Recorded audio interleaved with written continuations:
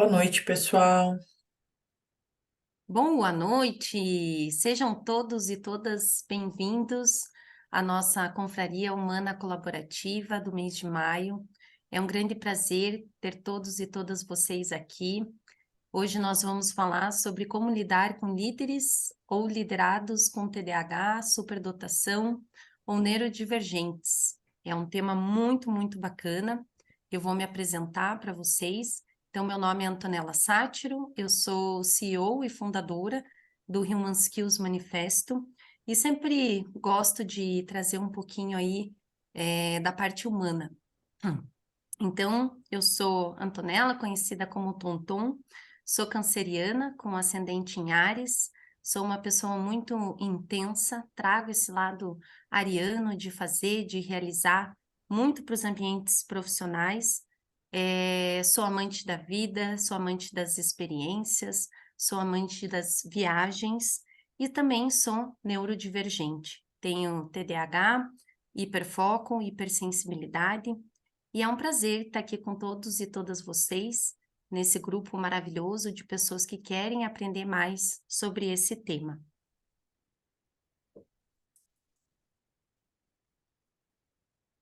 Então, para a gente começar, peço que vocês coloquem o nome, a cidade no chat, para a gente saber de onde vocês estão falando, de que cidade vocês são. Eu estou aqui em Curitiba, temos pessoas aqui, Maiara, Porto Alegre, Rio Grande do Sul, o Zago de Juiz de Fora, Minas Gerais, Pablo Marconi, Portugal, maravilha. Geralmente temos pessoas das comunidades portuguesas também. Caroline Frazão, Palotina, Paraná, Maria Fernanda, São Paulo. Rossi também está em Curitiba. Legal. Legal, por isso que é bacana quando a gente faz as confrarias, né, online, porque temos pessoas aí de vários lugares do Brasil e também, né, de outros lugares. Pode passar o slide, Carol. Então, eu vou falar um pouquinho, né, da nossa história, do Human Skills Manifesto, para vocês conhecerem. A nossa história é muito bacana, porque nós começamos como um grupo de estudos para trazer práticas e ações para os Você ambientes quer que eu tire aqui para profissionais. você ouvir? Eu já conectei.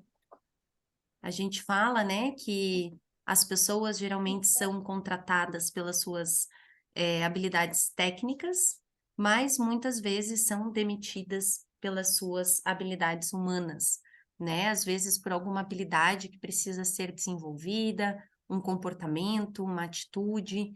Então, o Human Skills Manifesto, ele surgiu muito a partir dessa dor da gente identificar essas habilidades que o nosso sistema de ensino não nos ensina desde pequenos, não nos ensina na universidade, e a partir disso nós fomos criando artigos, documentos, nós fomos trocando ideias com pessoas não só de empresas, mas também da academia, pessoas que estão, né, presentes nos diferentes ambientes, sejam eles profissionais, sejam eles nos ambientes da escola.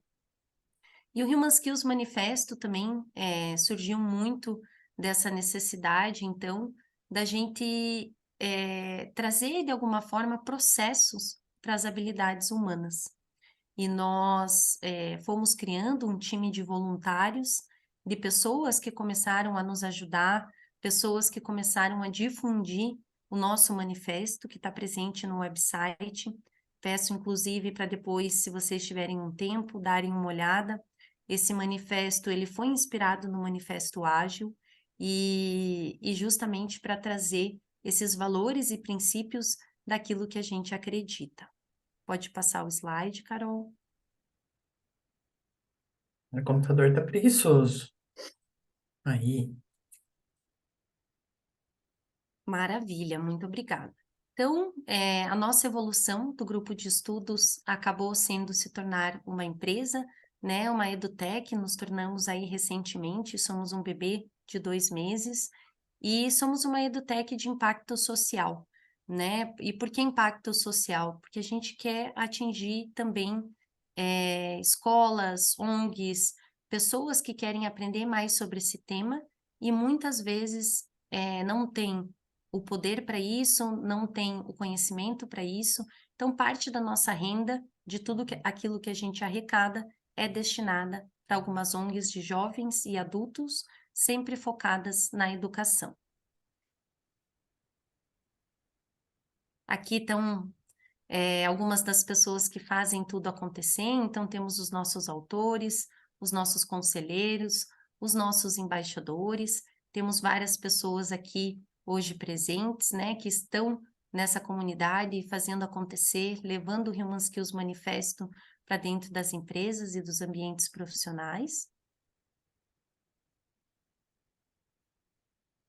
E a gente convida vocês para participar da nossa comunidade. Eu vou colocar aqui no chat, quem ainda não está na comunidade no WhatsApp, pode entrar, todos são bem-vindos. Lá a gente compartilha informações, artigos, discussões. É muito interessante porque as pessoas agregam muito valor, né, às discussões, e a gente sempre está se ajudando, né? O Human Skills Manifesto surgiu muito com esse propósito de pessoas se conhecerem, trocarem experiências, trocarem dúvidas, né? E assim, o conhecimento ele está cada vez mais colaborativo, porque nessa nova era, né? A gente fala muito dessa nova era. Antes o conhecimento não era acessível para todos. A partir da internet ele começou a se tornar mais acessível. E as pessoas cada vez mais têm criado esse conhecimento coletivo, que é isso que a gente faz muito aqui no Manifesto. Também tem o nosso LinkedIn, o nosso Instagram, vou deixar aqui para vocês nos seguirem, conhecerem um pouquinho mais do que a gente tem feito e publicado aí nas nossas mídias. E para contar um pouco, né, para vocês, a partir do momento que a gente se tornou empresa, esse bebê de alguns meses, hoje nós oferecemos palestras e workshops dentro das empresas, team buildings, muito focados em colaboração, liderança, todas as habilidades do futuro, o futuro do trabalho. Também temos mentorias individuais em grupo. Um dos nossos grandes diferenciais são os programas Premium, Train the Trainer, né, onde a gente entra nas empresas para capacitar change makers para o futuro. Então, são programas muito além de uma consultoria, a gente entra dentro das empresas, a gente treina pessoas e a gente capacita essas pessoas para serem replicadores, né? Porque dessa forma as pessoas podem realmente colocar a mão na massa para transformar culturas, né? A gente sabe que as culturas não acontecem do dia para a noite, elas precisam ser mantidas, porque todos nós, como pessoas, como seres humanos, somos como plantas e jardins, né? E quanto mais a gente rega essas plantas e esses jardins, mais a cultura vai sendo disseminada dentro das empresas. Também temos programas para professores e escolas e na área de inovação.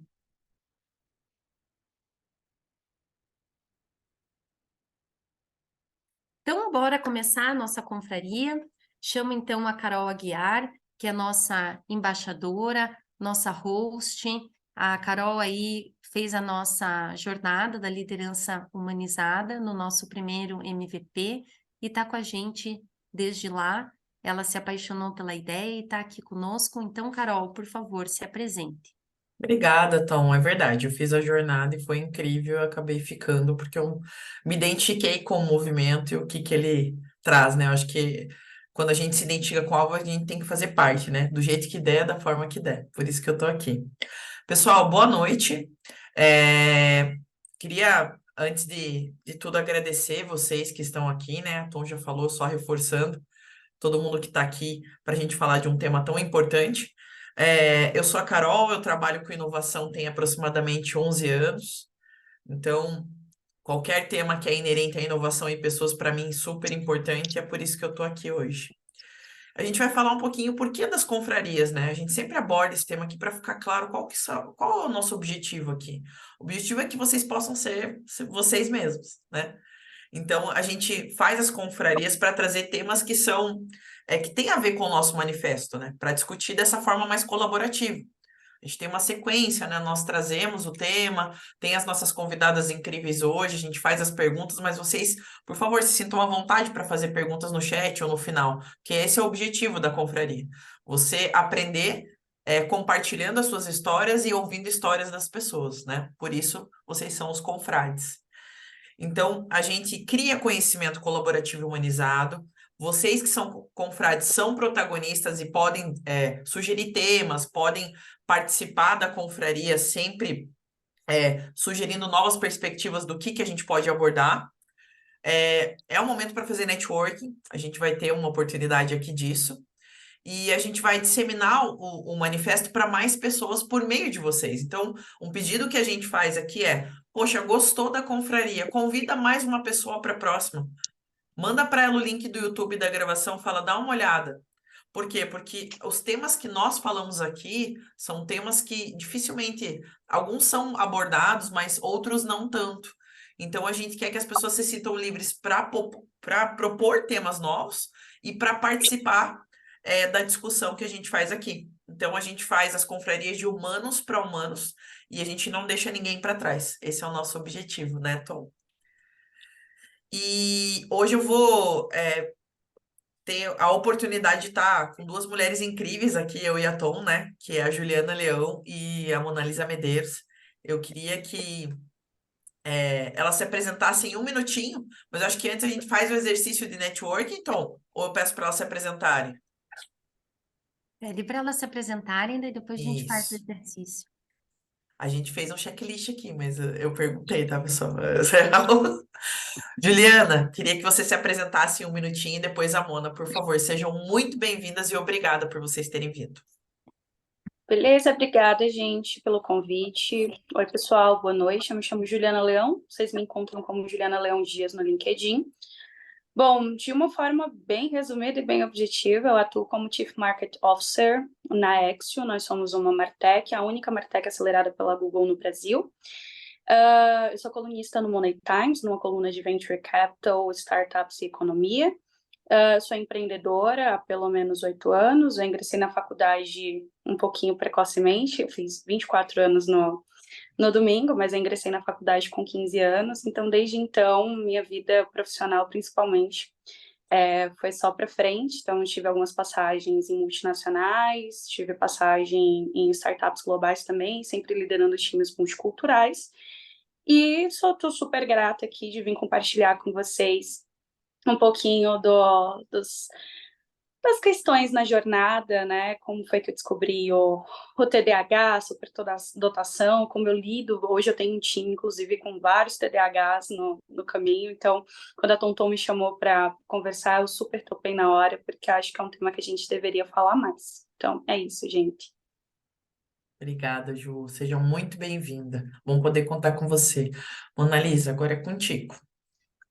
Oi, pessoal, tudo bem? Boa noite. Para mim é um prazer estar aqui. É a primeira vez que eu falo abertamente assim sobre o tema. Estou bem empolgada para trocar com vocês. Eu sou Mona Lisa Medeiros, tenho 24 anos. Eu tenho um histórico de uma pessoa que começou a trabalhar bem cedo, por prazer, por gostar mesmo, e um pouco por necessidade também. Meu primeiro empreendimento foi aos 8 anos de idade. Meus pais já viram em mim já características, eu fui para vários médicos durante a infância, mas nunca entenderam direito o que é que eu tinha, só foi descobrir um pouco mais para frente, quando eu já estava na adolescência, fase adulta quase, que eu tinha TDAH, sou portadora de TDAH, tenho TDAH, sou também, estou dentro do bonde da galera que sofre muito de ansiedade, hiperativo, faz muita coisa, e isso significou muito para mim descobrir que eu fazia parte desse grupo, porque eu sempre fiz muita coisa ao mesmo tempo.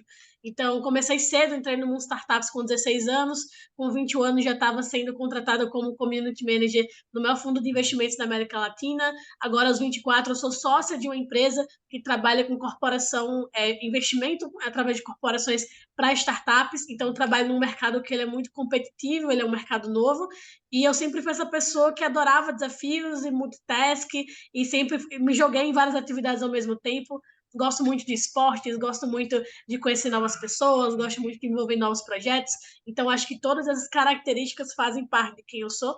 E eu acho que vai ser bem legal compartilhar hoje com vocês um pouquinho dessas coisas que eu aprendi também, que eu vivi ao longo dessa trajetória. Obrigada, Mona Lisa. É um prazer ter você aqui. Bom, agora, antes da gente começar de fato a confraria com essas duas maravilhosas aqui, eu e a Tom, a gente queria propor para vocês, para a gente fazer um momento que é o grande objetivo da confraria também, além de adquirir conhecimento, que é o network. Então, a gente vai proporcionar esses 10 minutinhos para que vocês consigam fazer uma sessão de networking, colocando o seu nome, que empresa que você está, se no momento você está trabalhando em alguma empresa, né? Ou sua área de atuação, né? E quem você é em uma palavra.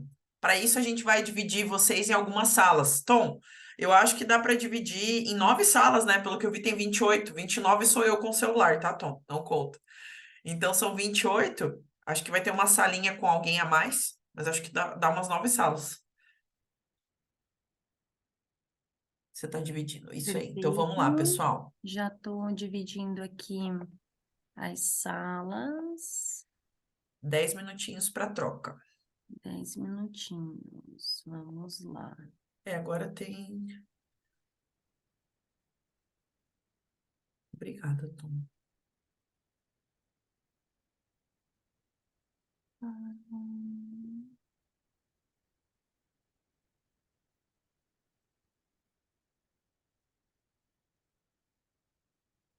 Perfeito.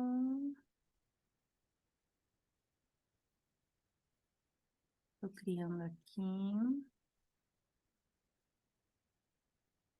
Vou até sair com o celular para não atrapalhar.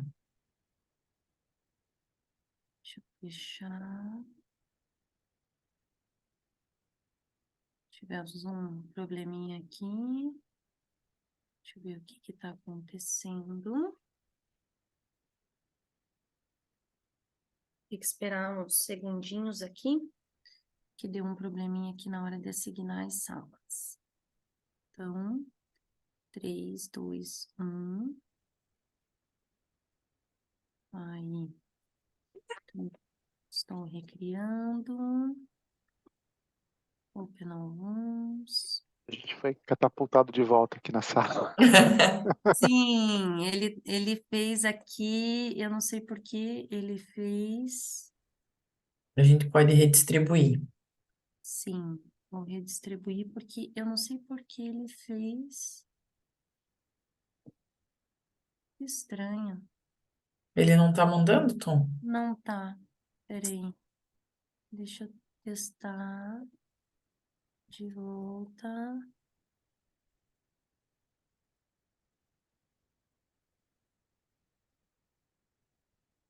Aí, agora foi. Peraí. Ótimo. Então, agora sim. Ele deu um probleminha aqui. Então, tô colocando vocês. Maravilha.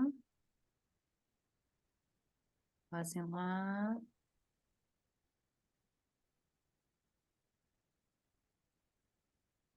Ótimo. Sala 7. Algumas vão ter mais pessoas. Então, tá certinho. Então, agora vai todo mundo para as salas. Em 10 minutinhos a gente fecha. A ideia é que vocês se conheçam, troquem ideias, né? Saibam um pouquinho do trabalho dos outros e falem de vocês em uma palavra, o que é bastante difícil. Então, Mesmo. vamos lá. Todo mundo foi convidado para entrar nas salas.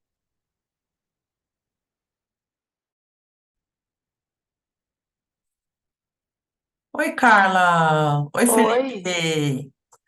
Olha que sorte cair com vocês. Muito prazer, Carol. Tudo Prazer, bem? Carol. Tudo bem? Tudo. Ô, Felipe, você tá por aí? Eu não tô te vendo. Oi, eu não queria ligar a câmera, eu tô com Não liga, não, não o negócio. precisa. Tá tudo certo.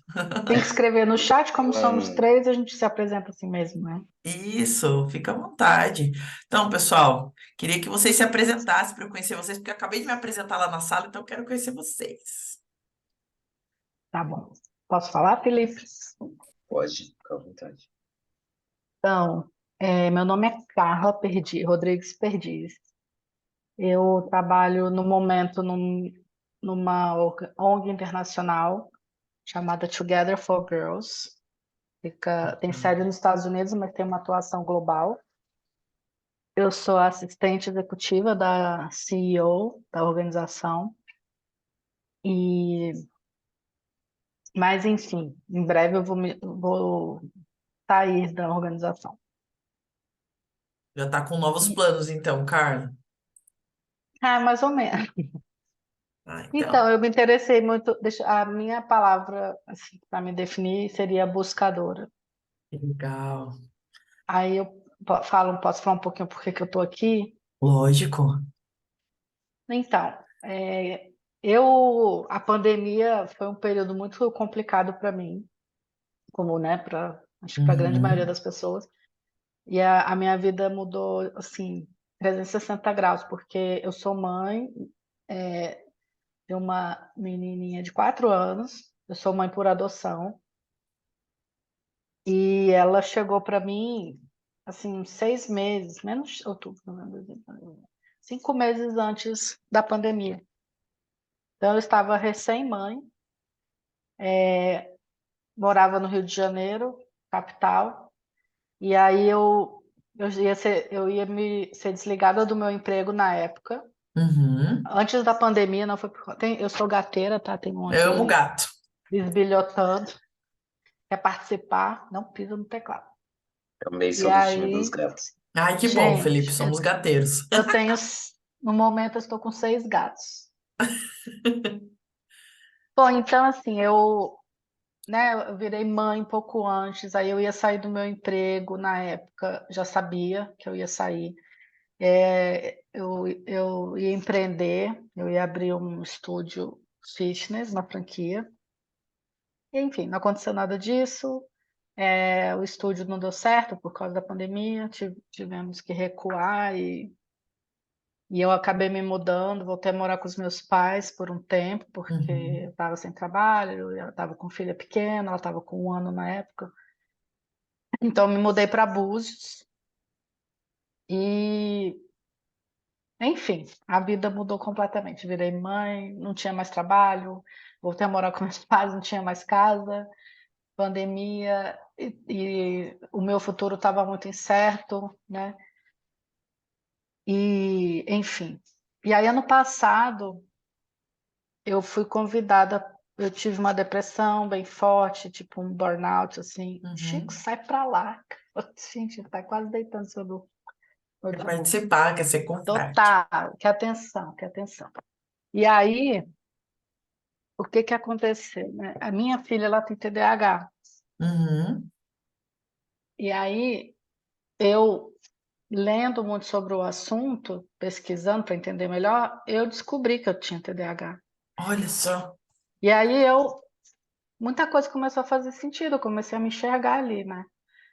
E eu tô com 48 anos, vou fazer 49 já, né? Então, assim, até pouco tempo atrás, uma psicóloga me falou sobre déficit de atenção, mas não chegou a falar TDAH. Uhum.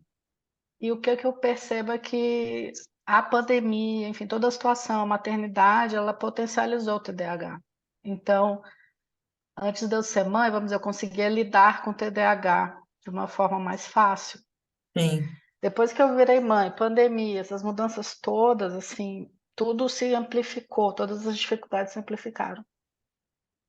E aí eu comecei, nesse trabalho, eu comecei ano passado, em março, fui convidada por uma ex-chefa, que é a atual diretora da ação dela, já tinha trabalhado comigo, entrou em contato para saber se eu estava trabalhando, como é que eu estava, não estava, precisava trabalhar, inclusive, ela me convidou para trabalhar com ela, ser assistente pessoal dela.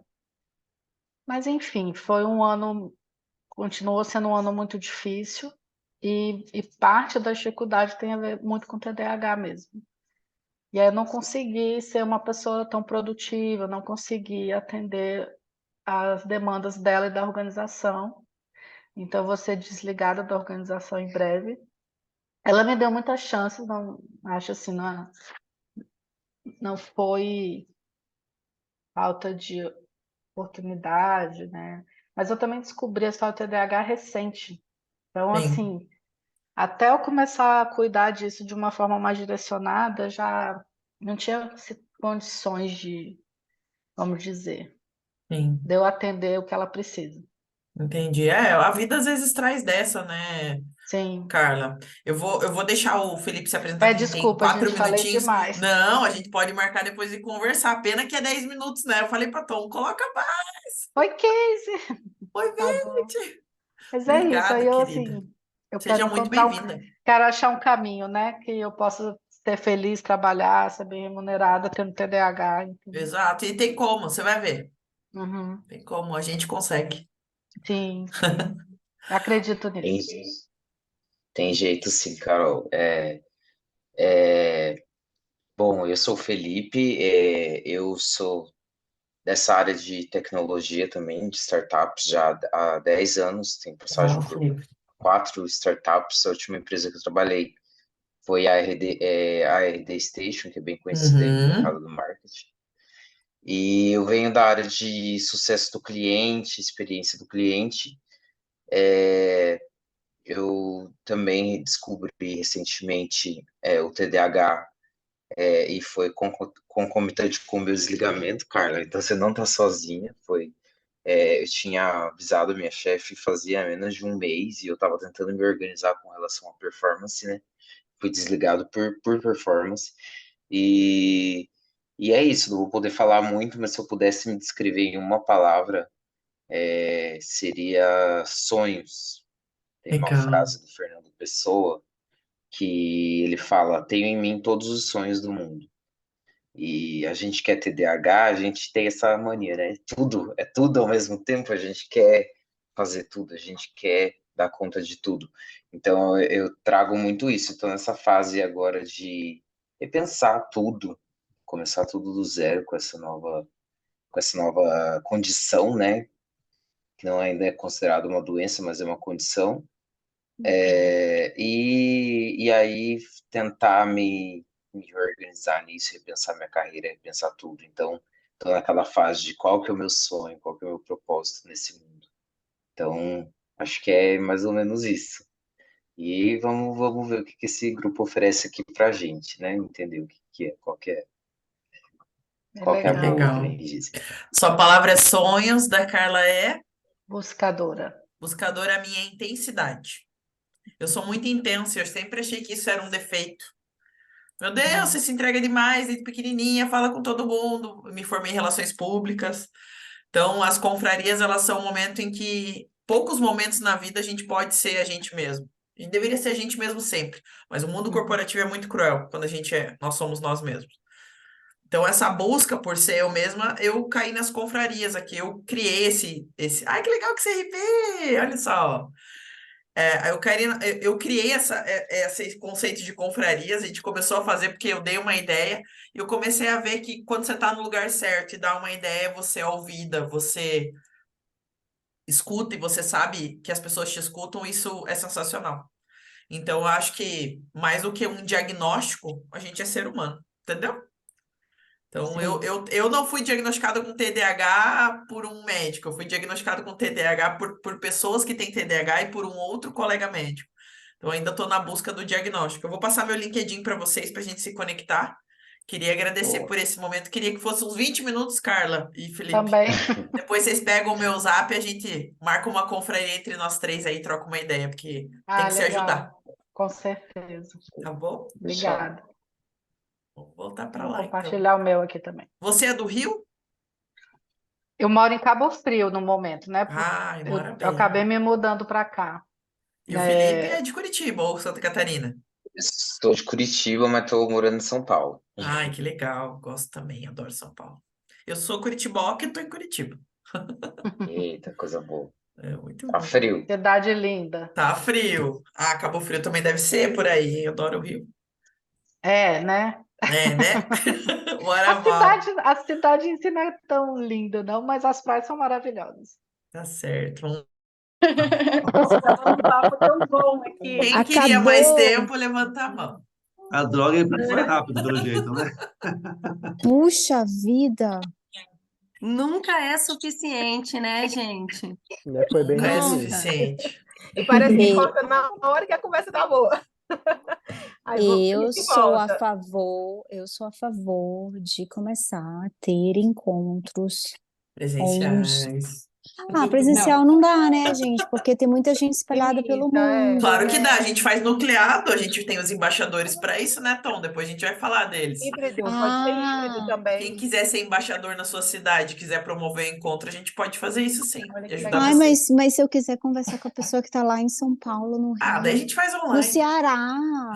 Rio do Ceará, dá para Que fazer bom isso, que hoje a gente gente. tem, né, essa possibilidade de também encontrar pessoas de tantos lugares, Com certeza. graças à tecnologia, e a gente busca o equilíbrio, né, Sim. entre...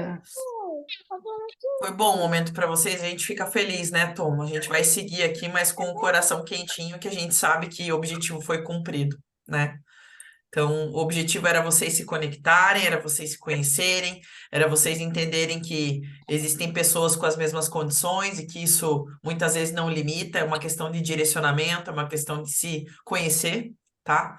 Então, agora a gente vai para, de fato, o nosso momento da confraria aqui. Eu só queria pedir para vocês, só nesse comecinho, para a gente colocar, mutar, né, os microfones, para a gente conseguir fazer o painel com as meninas. Mas antes disso, queria trazer para vocês aqui uma reflexão que a gente fez, né, Tom? Que eu acho que é super importante a gente falar isso com vocês aqui. Quando a gente trouxe esse tema, assim, a gente falou assim, poxa, o que que a gente vai falar? De que forma que a gente vai abordar, né? E isso era muito importante. A maneira com que a gente abordasse fosse natural e fosse uma maneira acolhedora, porque esse é o nosso objetivo. O Human Skills, ele atua dessa forma, né, Tom? Então, o que que a gente vai abordar aqui hoje? É sobre essas questões de pessoas neurodiversas, vamos colocar assim, os neurodivergentes, né? Tá, mas o que que é uma pessoa neurodiversa, né? Muita gente já ouviu falar desse tema, outras pessoas não ouviram falar. E essa pergunta, o que que é o neurodivergente, né? Ela está presente na internet, as lideranças estão começando, as empresas estão começando a discutir esse tema, porque estão entendendo a importância de ter essa capacidade do que a gente chama aqui de individualização. Seres humanos são diferentes, né? São indivíduos, né? Individualidade. E então, esse é um dos motivos pelos quais é importante a gente entender aqui o que é o neurodivergente e como que esse indivíduo tem que ser incluído nas empresas, no meio corporativo, ainda mais, né? A gente está falando de um mundo que hoje permite que a gente discuta esses temas de uma maneira muito mais fácil, né? Uma maneira muito mais acessível. E a gente precisa falar disso, principalmente quem atua com psicologia organizacional, quem é líder, né? Quem tem essa posição em grande empresa no seu negócio. Então, quando a gente está falando da expressão neurodivergente, a gente se refere a pessoas que têm um desenvolvimento ou um funcionamento neurológico diferente do padrão esperado pela sociedade, né? A gente sempre espera um padrão, né? A sociedade muitas vezes é cruel, né? O padrão é esse. A maioria não se encaixa nessa caixinha aí do padrão, mas o padrão é esse. A gente tem que começar a romper isso, né? E a gente está aqui para isso. Já o que a gente chama de neurotípico trata de um indivíduo que tem um neurodesenvolvimento considerado, vamos colocar assim, regular, né? Vamos na definição da medicina mais tradicional, vamos colocar assim. E assim, gente, de acordo com o programa de neurodiversidade do trabalho, a gente viu essa pesquisa de Stanford, pensa assim, a pesquisa de dezembro de 2022, entre 15% e 20% da população mundial é considerada neurodivergente, olha só. Isso que ele já tem de levantamento, é algo muito recente. Então, a gente fala assim, tá, e neurodivergente, Carol, e neurotípico é a mesma coisa? Vamos lá, neurodivergente é a denominação dada às pessoas com alguma condição que pode impactar o seu desenvolvimento neurológico, vamos colocar assim, fazendo com que essas pessoas reajam de maneiras diferentes a certos estímulos, né? Tidos como, vamos lá, o padrão de novo, normal, por pessoas neurotípicas, né? Que são os regulares, vamos colocar assim. E sendo assim, essa palavra neuroatípica é outro sinônimo para neurodivergente. Então, as duas terminações, elas derivam de um movimento contra essa questão do capacitismo, né? Essa discriminação de pessoas que não estão no padrão que a sociedade traz, né? E para a gente esclarecer aqui um pouquinho da dúvida da adoção desses termos mais corretos, assim, para se referir aos indivíduos, vamos trazer um pouquinho aqui, definição. Então, neurotípico é o termo que a gente usa para se referir a alguém que apresenta desenvolvimento e funcionamento neurológico típico, ou seja, dentro dos padrões regulares que a gente falou aqui. A gente pode utilizar esse termo para mencionar, por exemplo, um adulto, uma criança que não apresenta nenhuma alteração significativa de memória, de atenção, de cognição e assim por diante, tá? Esse é o neurotípico. E esse termo neurotípico é para indivíduos que não manifestam nenhuma alteração neurológica, por exemplo, o neurodesenvolvimento, como o TEA, né? O transtorno de espectro autista. E a gente pode até falar que as pessoas que têm o transtorno de espectro autista, elas são consideradas neuroatípicos, por exemplo, tá? Trazendo um exemplo aqui. Neurodivergente. Esse conceito ele é utilizado para a gente se referir a pessoas que apresentam alterações no funcionamento cognitivo, no comportamento, né, neurológico ou neuroanatômico. Ou seja, se referem a alterações como o transtorno de espectro autista que eu acabei de falar, transtorno de déficit de atenção e hiperatividade, TDAH, síndrome de Tourette, depressão, muitas vezes traz isso, dislexia, esquizofrenia, entre outros. E a gente está falando também do neuroatípico, que é o termo utilizado, como a gente falou, para nomear sujeitos que têm essas questões, né? Quando a gente está falando de conceito, a gente tem que ampliar um pouquinho a visão sobre essas características que são muito individuais, né? Do que é uma coisa ou do que é outra, que pode ser vista como uma diferença e não como um déficit. É isso que a gente tem que trazer aqui, sabe? Uma criança, por exemplo, com alteração de aprendizado e raciocínio é neurodivergente, porque o seu funcionamento escapa do que é esperado, do que é o regular que a gente estava falando, né? Quando eu estou falando do neurodiverso, o termo neurodiverso ele se refere a todas as composições neurológicas humanas, vamos colocar assim. A neurodiversidade é um conceito registrado pela primeira vez, a gente olhou aqui na década de 90 por uma socióloga. E assim como a biodiversidade, vamos colocar no mundo animal aqui, tem aranha, tem fungo, tem flor, tudo que há na natureza, a neurodiversidade inclui neurotípicos, neuroatípicos, somos todos neurodiversos, certo? E Carol, como é que eu sei que eu sou neurodivergente, assim? O primeiro passo é você procurar, quando você sentir que tem, sabe, aquele não me encaixo? Isso é muito comum, né, na sociedade, que às vezes é um pouco cruel com a gente, né? Mas é procurar profissional que transmita credibilidade, segurança para você. Neuropsicólogo, psicólogo capacitado, um bom profissional. Essas acabam sendo as áreas, vamos colocar assim, como porta de entrada para esse processo de descoberta que a gente está falando aqui, né? E é importante buscar profissionais que façam testes necessários, né, para identificar essa condição. A Tonton disse que o teste varia até, precisa de 8 a 10 sessões para ter aquela certeza. Não caia no primeiro diagnóstico, vamos colocar assim. Se conheça, vá atrás, né? Se olhe. E com isso a gente compreender os pontos fortes do neurodivergente. Quanto mais a gente sabe sobre nós, mais a gente se conscientiza de como a gente deve agir, como as pessoas ao redor nos percebem. E essa autopercepção ela é importante para a gente fazer, por exemplo, o nosso trabalho da melhor forma possível, sabendo no que a gente pode ser bom e no que a gente não é bom e tá tudo certo, sabe? Então, batendo esse papo aqui com vocês, eu queria começar, de fato, a nossa confraria com as convidadas incríveis aqui. Eu tenho a maravilhosa Mona Lisa aqui comigo hoje para fazer essa confraria. E eu tenho a Ju, vou colocá-las em destaque aqui, maravilhosas, para a gente começar esse bate-papo. Meninas, de novo, eu agradeço muito a presença de vocês para falar de um tema tão importante, tão relevante. E a gente está falando aqui também de inclusão, né? Então, a gente vai começar com algumas perguntas, pessoal. Por favor, sintam-se à vontade no chat, a gente vai dando uma olhada.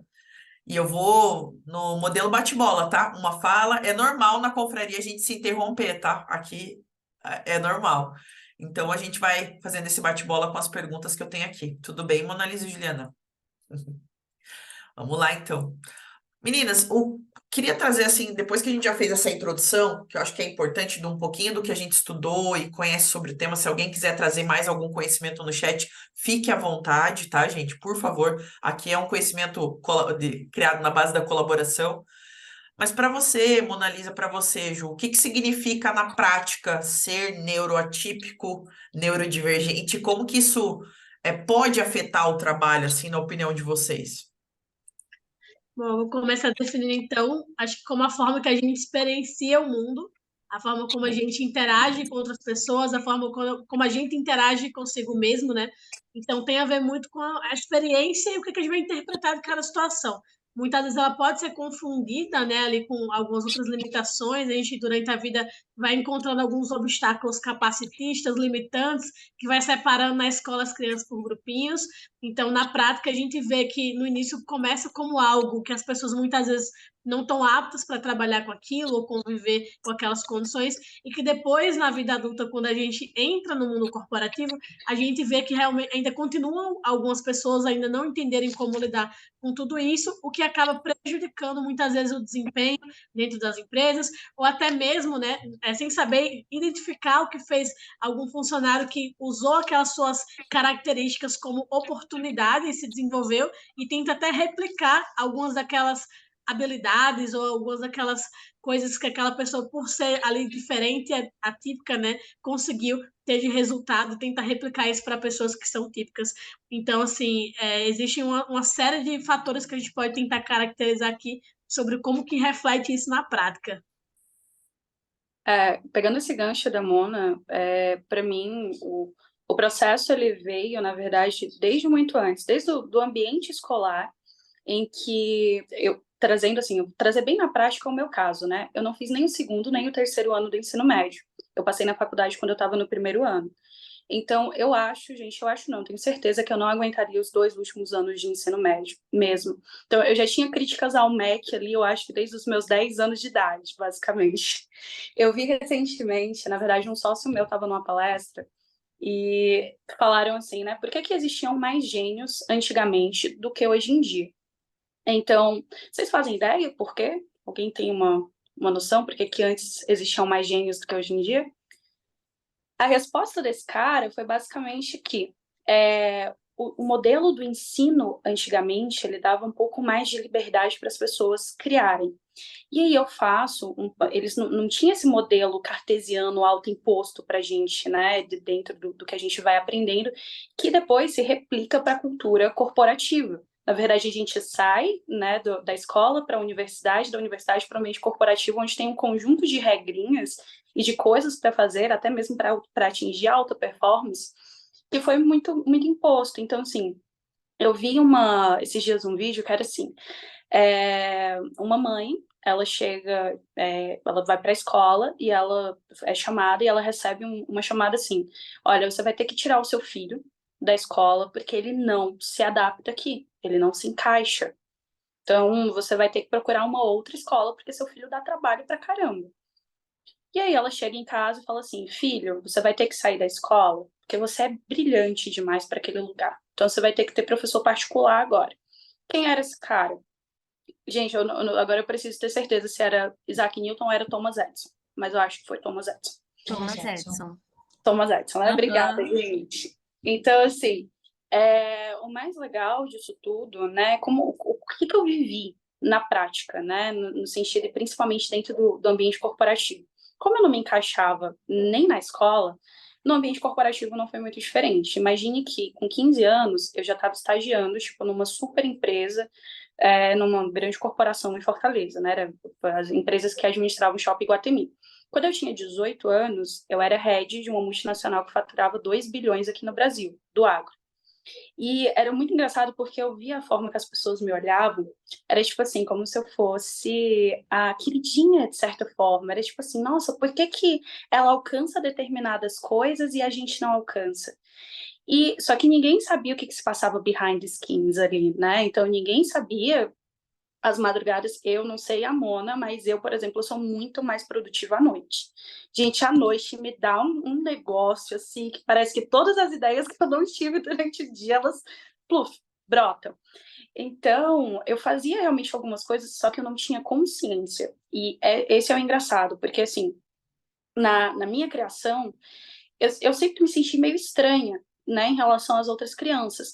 Mas eu acho que minha família, de certa forma, negligenciou isso. Tipo, era só, não, a Juliana é só diferente, mas não era, tipo, um diferente bom ou um diferente ruim. Então, o processo de autoconhecimento, para mim, foi muito importante, para poder entender como que na prática as coisas realmente funcionavam. Primeiro eu só me sentia diferente, depois eu tinha resultados diferentes, mas eu não sabia de onde que vinha. Então eu tô com 24 anos, eu fiz 24 anos domingo, né? E, nossa, tem que 2 anos, basicamente, que esse tema tem vindo mais à tona. Porque eu vim da área de RH, então eu fui procurar nas questões comportamentais, né? Fui procurar na PNL, fui procurar no DISC, fui procurar em várias ferramentas de assessment, mas nada explicava essa minha, como eu posso falar, volatilidade. Eu não sei se você se sente assim também, Mona. Como que foi para você, assim, essa descoberta? Para mim também foi bem louco, porque eu lembro de, na infância, primeiro eu sempre fui uma criança hiperativa, né? Só que eu fui aquela criança que os pais falavam assim, que ter criança, filha mulher é melhor, né? Ao contrário, eu tenho 20 pontos na testa porque eu adorava correr na rua e cair várias vezes, eu tenho 20 pontos na testa só de remendar minha cara, que toda vez eu caio no chão.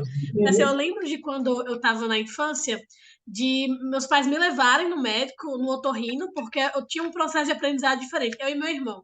Meu irmão, o diagnóstico dele é outro, mas no meu caso, depois que foi juntando as coisas, fez sentido. Mas eu tinha muita dificuldade de me concentrar e ouvir muitas coisas que o professor falava. Meu processo de aprendizado era outro. Eu era muito boa em ler, por exemplo. Então, nesse caso, eu conseguia focar e ter um desempenho muito além também dos meus colegas. Eu lembro que na minha cabeceira da minha cama, na 7ª série, eu tinha um livro de biologia. Biologia se começa a estudar no 9º ano. E aí, quando eu cheguei no 9º ano, eu já sabia toda a matéria de biologia antes mesmo de estudar aquele conteúdo. Então, assim, eu sempre eu vi que meu processo de aprendizado ele funcionava diferente desde a infância, mas é isso, os médicos falavam, não, o ouvido dela funciona perfeitamente, ela só é desatenta, ela só é desligada, ela só é não sei o quê. E aí eu fui vendo que, eu até conversava um pouco na sala de aula, mas de fato eu não conseguia ali ter ali um foco por muito tempo, eu não conseguia ter um processo de aprendizado muito prolongado naquela aula, e fui juntando vários fatores durante a minha vida, e aí quando chegou justamente nessa fase de adolescência, que eu já estava no mundo corporativo, eu já estava tendo acesso também a outros tipos de tratamento. Eu tive depressão também, que junto com a ansiedade que acarreta, né, acabou diagnosticando muito cedo, tive o quadro muito cedo. Então, assim, ajudou esse acompanhamento do psicólogo, do psiquiatra também, a me entender um pouco melhor. Mas foi isso, eu tive que fazer muita coisa, passei por vários médicos e nenhum deles, na época, também acho que não era muito falado sobre isso, né? Nunca foi enquadrado em nada. Hoje, depois de mais velha, que fez sentido para mim. Nossa, Tata, é engraçado como o TDAH ele se manifesta de formas diferentes, né? Em cada uma das pessoas, tipo, não é que a pessoa é TDAH que ela necessariamente vai ser 100% hiperativa, né? Ou então, eu, por exemplo, eu era mais reservada. E não é que eu tenho comportamentos antissociais, pelo contrário. Mas quem me conhece, assim, corporativamente falando, eu sou mais aberta. Na minha vida pessoal, eu sou um pouco mais intimista. Mas é bem engraçado porque, assim, eu gostava de ler, né? Eu gostava, assim como a Mona, eu gostava de ler, eu lia fábula. Eu acho que com 10 anos eu escrevi um livro, sério, real, assim, um livro de quase 200 páginas. Eu adorava escrever poesia, eu escrevia bastante também. Nossa, total, porque e o meu input, digamos assim, ele vinha da curiosidade. Por exemplo, eu lia os livros quando eu estudei em escola militar. Então, eu lia os livros quando eu recebia na escola, tipo, 3 meses antes de começar o ano letivo. E era exatamente isso, eu já lia tudo antes, porque era curiosidade, não era nem a vontade de estudar, não é que era curiosidade. Eu queria ver o que eu ia saber durante o ano e queria me antecipar. E aí, trazendo isso para o mundo corporativo, é que hoje eu acho que um dos meus principais talentos dentro do que eu faço é antecipar as necessidades. Então, enquanto está todo mundo olhando ali para o presente, eu estou olhando lá para o futuro. Eu falei, cara, mas em algum momento aqui vai dar ruim, vamos ajustar. Enfim, eu vi que a Clementina está aqui com a gente. Oi, Tina, que bom ter você aqui. Eu estava conversando com a Tina esses tempos e aí a gente estava falando, nossa, a gente é muito boa em encontrar defeito nas coisas. O meu TDAH, nossa, gente, tá lá o plano, né? Todo estruturado. Eu vou ali, ó. Eu vou ali exatamente onde pode dar errado. Por muito tempo eu achei que isso não era, tipo, nossa, não tem um mindset das coisas que vão dar Tu certo. era pessimista, você já me escutou de algum gestor? Você é muito pessimista. Pessimista, exato. E não é, e depois eu fui descobrir que isso é uma das características, né, da superdotação, do TDAH, enfim, dos neurotípicos. Então, meninas, vocês abordaram algumas questões bem importantes aqui. Eu vou linkar com uma outra pergunta aqui, que é a questão das emoções, né? Puxa, como é que vocês conseguem, assim, por experiência, identificar e gerenciar essas emoções? Porque quando você está usando o melhor lado disso, beleza. E agora, naquele momento em que você. Eu acho que é muito uma questão de comparação também. A gente se compara muito. Isso machuca. Mas como é que vocês identificam e gerenciam essas emoções sendo neuroatípicas, neurodivergentes, vamos colocar assim? É Vocês fazem para desafiador. lidar? É muito desafiador. Eu vi um vídeo esses dias também. Eu sigo algumas páginas no Instagram, né, desse tipo de conteúdo, e falava assim: a maior dificuldade do superdotado, acho que eu compartilhei até com a Antonella, são as emoções.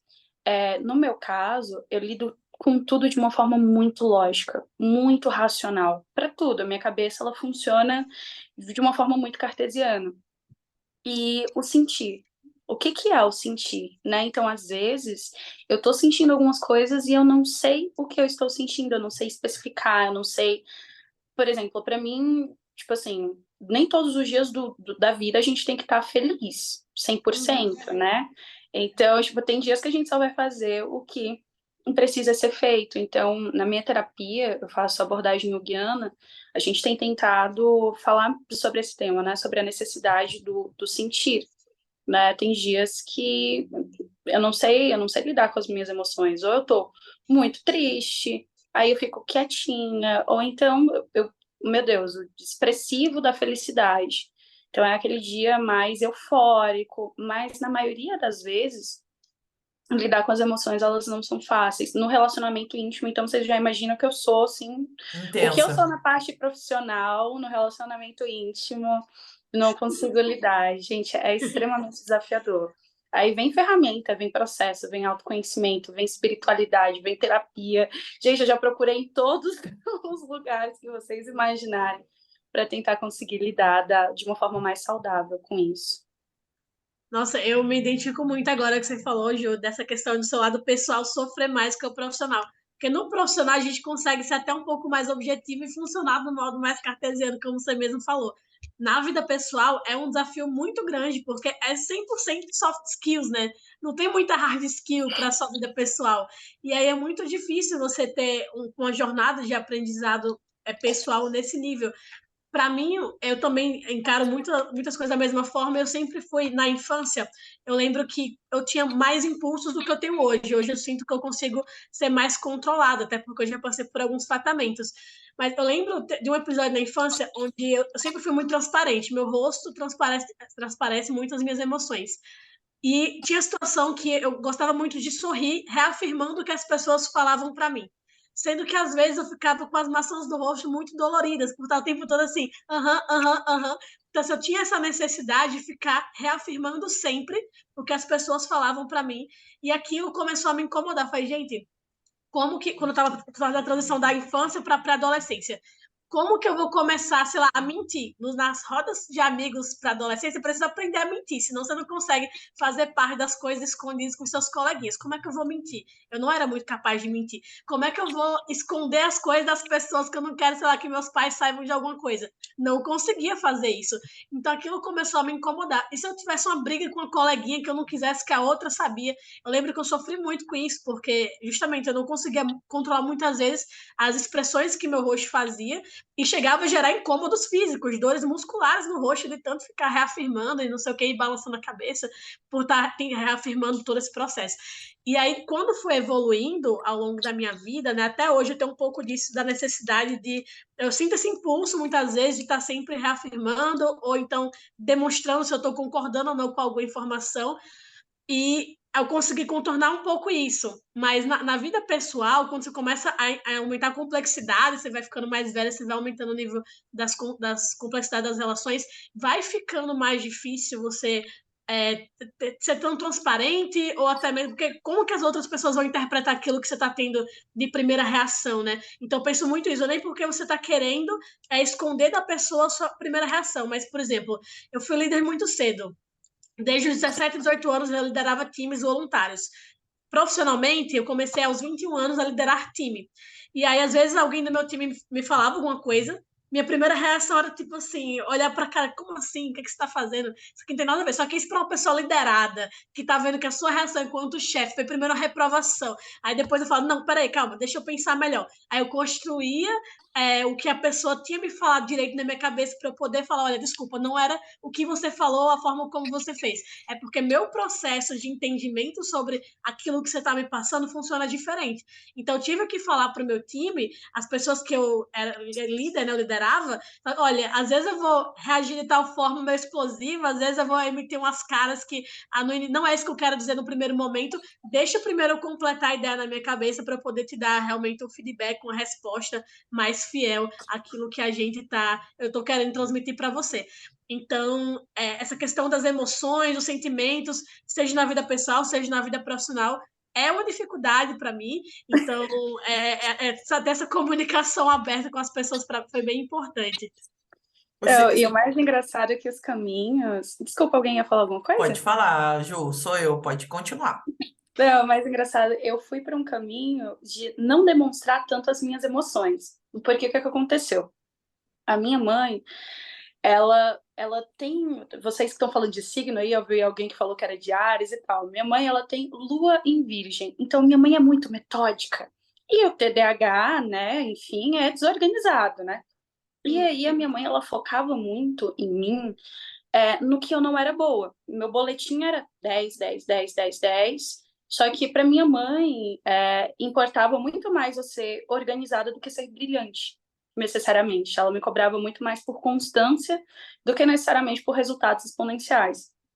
Então, como isso veio de casa, eu ia toda feliz, eu comecei sabe aquela expressão do brilho sumindo? Literalmente isso. Com o tempo, meu brilho ele foi sumindo.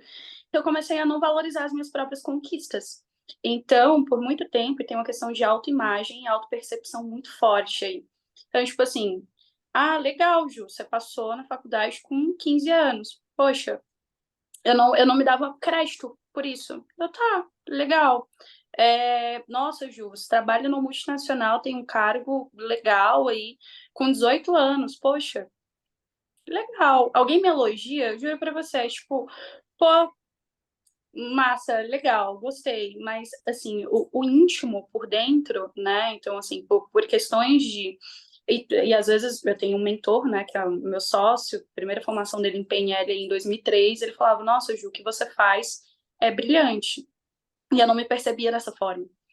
Porque os meus sentimentos, as minhas emoções, eu fui implodindo cada vez mais. Então, assim, começou a ser cada vez mais difícil lidar. Tipo, para eu sentir um pico de felicidade, precisa-se de muito. Então, eu comecei a me tornar menos expressiva, porque vem a lembrança, né? Eu ia lá para minha mãe, e minha mãe não sabia lidar, né? Por isso que é muito importante, principalmente enquanto pais, ter esse conhecimento, porque se teu filho tiver um espectro, ou se ele tiver algum aspecto mais forte, né? Seja do déficit de atenção, seja da hiperatividade, você conseguir se adaptar ao mundo dele e conseguir se comunicar com ele da forma correta.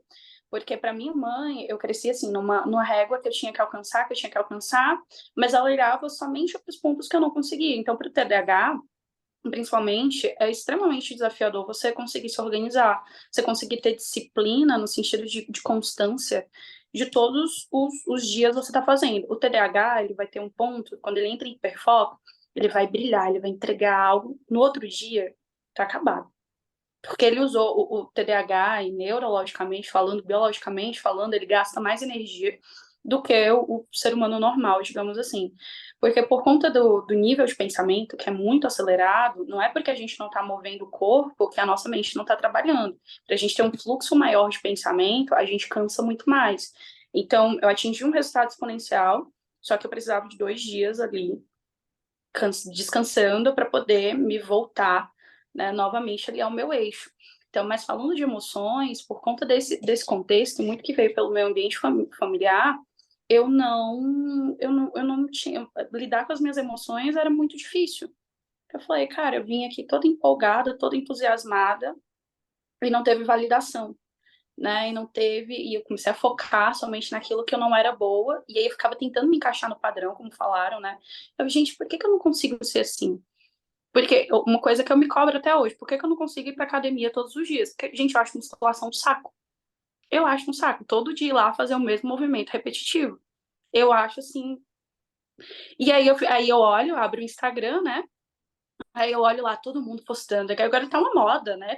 Que legal, tá todo mundo saudável, fico feliz por isso. Mas é o pessoal postando lá todo dia, não sei o que, assim, gente, eu não consigo. Eu não sou assim, eu não consigo fazer isso. A Então eu constância, né, ficava. Ju? Desculpa interromper, a constância. Exato. Então, tipo assim, eu posso ir lá fazer um treinão um dia, aí passa 2 semanas, aí eu vou de novo. Então eu não consigo, eu tô tentando encontrar alternativas, né? Então, da mesma forma de lidar com as emoções. Acho que as nossas emoções são um ponto mais desafiador mesmo de entender, de trabalhar como a gente sente, por que que a gente sente aquilo, ou no meu caso, por que que eu não sinto. Legal vocês trazerem isso, meninas. Assim, eu. A Mona tá aqui? Tô aqui. É que Ah, tá caiu, aqui, mas não. voltou. Ah, então deixa eu te dar. Deixa eu pôr a Mona em evidência, que afinal é a nossa convidada, né?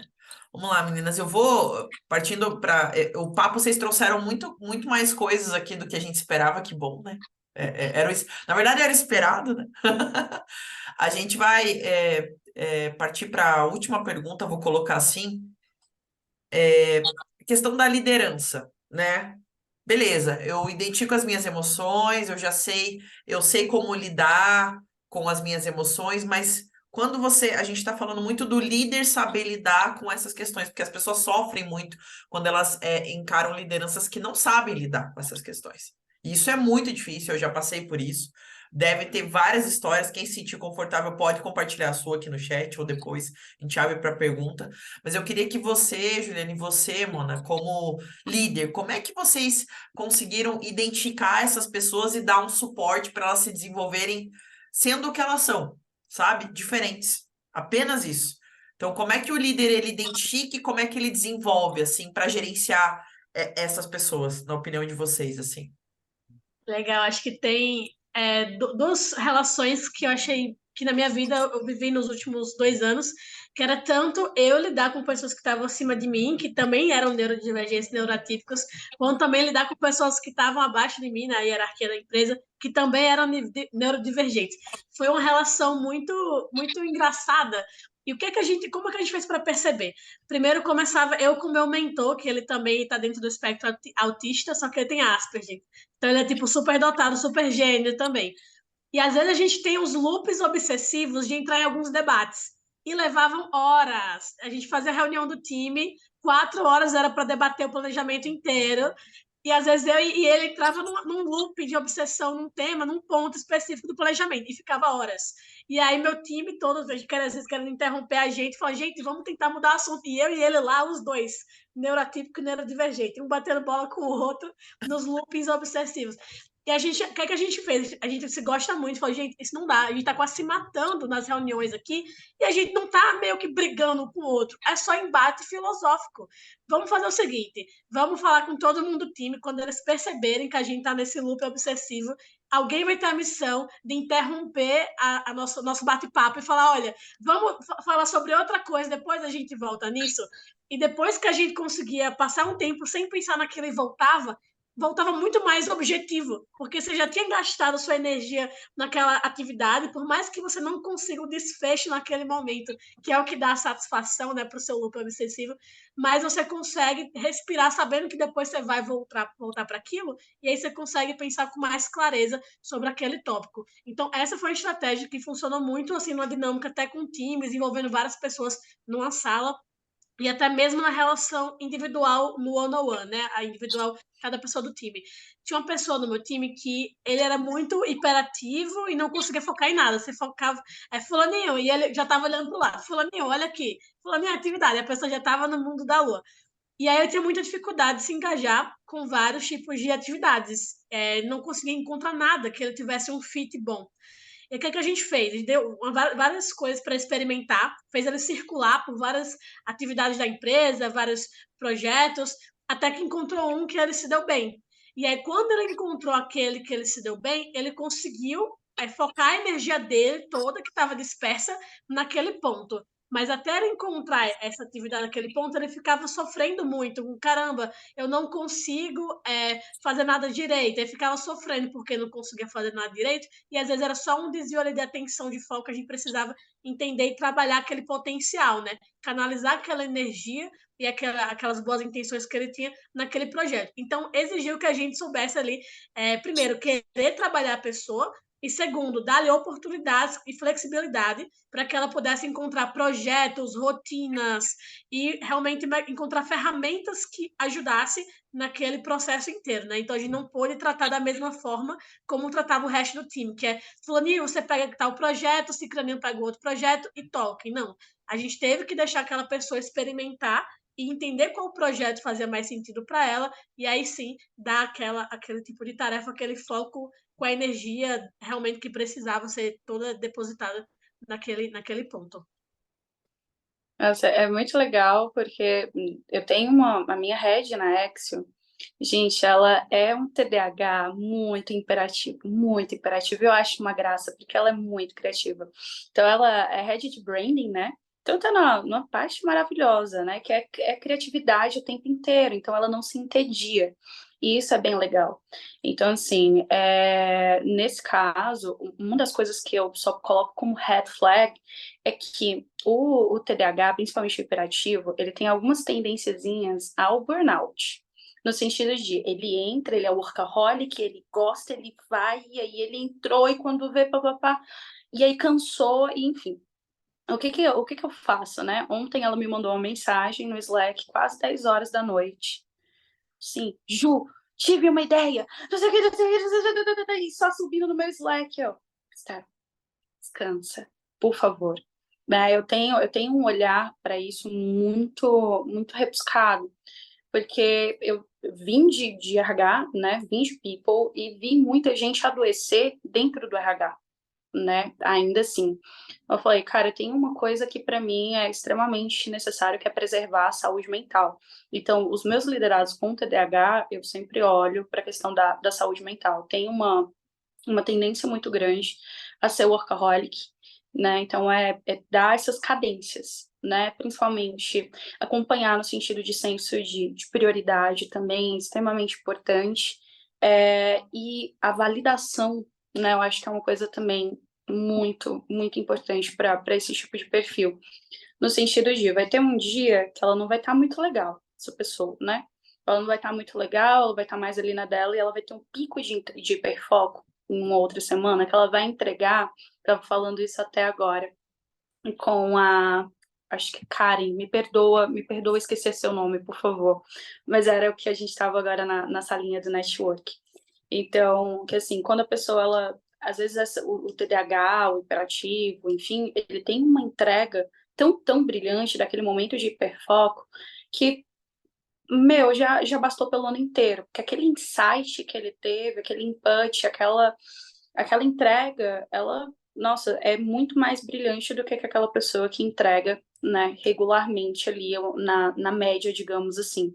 Então, é conseguir entender esses picos, entender o que faz aquela pessoa entrar, quais são os gatilhos, quais que não são, é um acompanhamento muito, muito mais próximo, né? Então, um acompanhamento muito mais próximo, é um acompanhamento com um olhar muito mais humano também, para que, principalmente enquanto líder, eu penso assim, cara, o quanto a gente já é reprimido, né, por não se encaixar em padrões lá fora, que não seja aqui, né, que essa pessoa vai se sentir assim. Então, eu olho muito mais para o lado do que essa pessoa traz, que agrega, né, valor com as ideias fora da curva, por pensar fora da caixinha, por trazer, né, todos esses insights mais diferentes.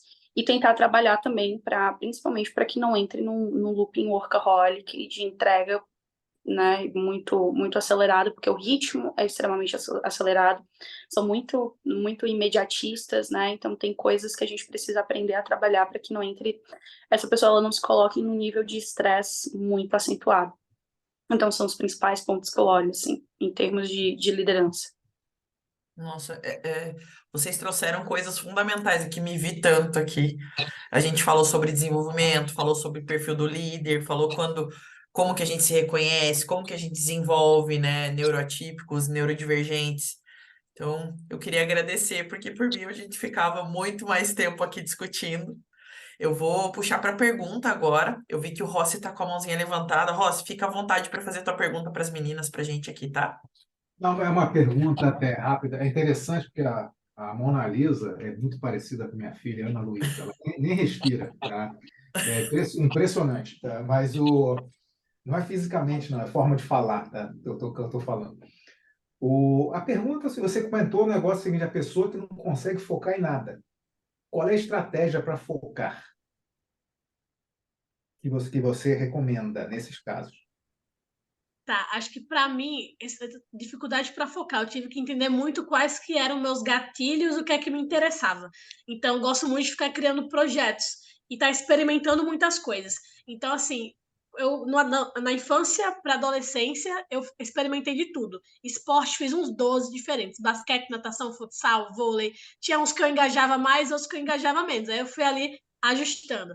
Material de estudo. Teve uma época que eu era muito obcecada por biologia, depois física, depois matemática, depois artes, história, enfim, fui passando, tive minhas fases por cada um ali das verticais possíveis.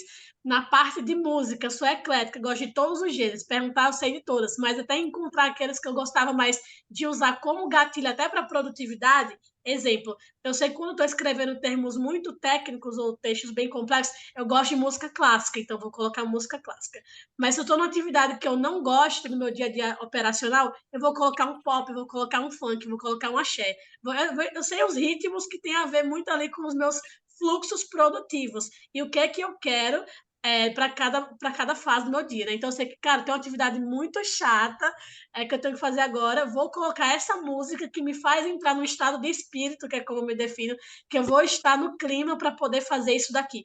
Então, foi isso, experimentar muitas coisas para poder identificar quais que eram os meus gatilhos de gosto e depois que tipo de apoios me ajudavam a entrar, entre aspas, no clima para fazer aquilo. Só que tem um problema com isso também. E essa foi uma descoberta que eu tive esse ano, que durante a minha vida inteira eu sempre fui viciada em chocolate. E isso eu não entendia, né? Assim, eu falava, gente, eu nunca vou me viciar em droga e nada, porque eu já tenho um vício muito claro que é chocolate. E desde a infância. A ponto que na infância eu fui pré-diabética, que na minha família tem bastante casos de diabetes, e eu tive que passar por uma dieta extremamente rigorosa para eu não virar diabética de fato. E eu lembro de episódios de eu chegar a roubar dinheiro da bolsa da minha mãe para poder comprar chocolate na padaria escondido, porque meus pais cortaram tudo que era de açúcar de casa, esconderam tudo e eu agi que não viciada. Fui roubar dinheiro da bolsa da mãe para comprar chocolate, 1,50, nunca vou esquecer esse dia. E aí, depois eu entendi hoje que esse meu hábito, que é sempre quando eu não quero fazer algo, eu vou lá e como chocolate. É para muito aquilo que a Ju também falou. A gente gasta muita energia para fazer as atividades. Então, eu vi o chocolate como uma fonte de energia. E também estimulando ali meus neurotransmissores, né, com fonte de prazer. E eu acabei também justamente associando a esse hábito, quando eu queria entrar nesse foco, ou se eu queria fazer algo que eu não estava conseguindo, usar o chocolate ali como ferramenta para me ajudar a chegar lá. Só que isso é realmente prejudicial. É um hábito péssimo que eu estou diminuindo hoje aos poucos, quando eu percebo que eu estou agindo por impulso, né, de querer mais energia, de querer entrar no modo de foco, e tentar pegar outros hábitos que me ajudem a entrar nisso. Esporte é ótimo para ajudar a ter mais foco. Hoje ainda não faço tanto esporte como eu fazia no ensino médio, mas quando eu fazia muito esporte, eu conseguia ter ali um foco bem maior nas atividades. Eu acho, só Ana, só um complementando. comentário. Eu super te entendo. Estamos juntas. Super te entendo. A gente sou uma viciada, e tô aqui, então super te entendo. Mas é o pico da dopamina, né? E a gente acaba associando, e como o açúcar especificamente dá mais energia, ele ajuda a gente a entrar no hiperfoco mais rápido. Então, biologicamente falando, isso é completamente comprovado. Agora, acho que uma dica no ambiente corporativo, o que eu percebo? Os TDAHs, né, eles não gostam de atividades operacionais. Então, assim, a pior coisa, e você nunca vai encontrar isso, por exemplo, um TDAH numa área financeira, né? Porque, cara, a pessoa vai ter que entrar, olhar planilha, olhar para número, detalhe. Esse tipo de atividade, ele não estimula.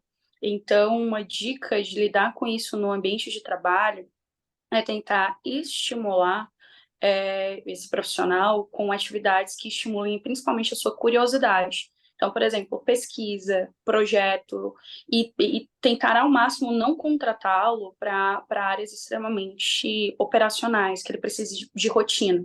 Né? Enquanto líder, é você saber identificar aquele comportamento e entender que esse profissional ele não vai caber dentro de uma área que ele precise fazer a mesma coisa todos os dias. Coloque ele, por isso que vocês vão encontrar muitos TDAHs, por exemplo, em áreas de marketing, em áreas de criação. Eu não tenho um dado sobre isso, mas podemos pesquisar depois, mas a grande maioria dos profissionais que eu conheço que são TDAHs, eles estão dentro de uma estrutura de marketing.